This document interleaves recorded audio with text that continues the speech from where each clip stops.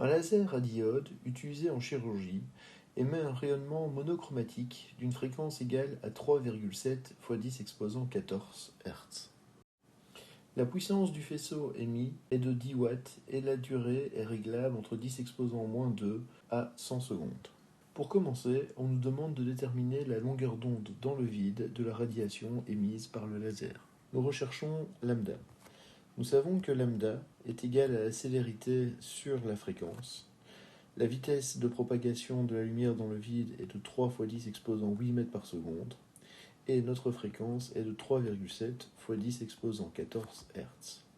Nous trouvons donc comme longueur d'onde 8,11 x 10 exposant -7 mètres, ce qui nous fait une longueur d'onde de 811 nanomètres.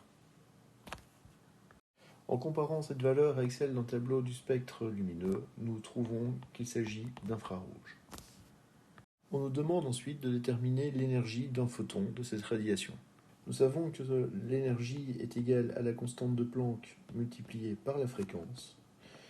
La constante de Planck vaut 6,63 x 10 exposant -34 et nous connaissons la fréquence qui est de 3,7 x 10 exposant 14.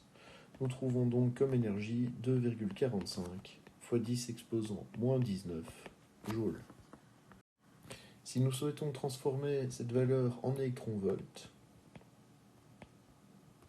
nous prenons la valeur de notre énergie, donc 2,45 x 10 exposant -19, et nous la divisons par 1 électron-volt, donc 1,6 x 10 exposant -19 joules. Nous trouvons donc 1,53 électron-volt. On nous demande de déterminer l'énergie transmise au tissu si le tir du laser dure 1 seconde. Donc ici nous avons une nouvelle donnée, le temps, qui est de 1 seconde. Nous savons que l'énergie est égale à la puissance fois le temps. Nous connaissons la puissance de notre laser qui est de 10 watts. Le temps est de 1 seconde. Nous trouvons donc comme énergie 10 joules.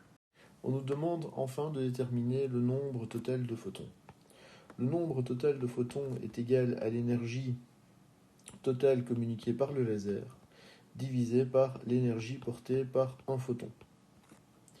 L'énergie totale calculée par le laser, nous l'avons déterminée au point C, il s'agit de 10 joules, et l'énergie portée par un photon, nous l'avons déterminée au point B, il s'agit de 2,45 x 10 exposant -19 joules.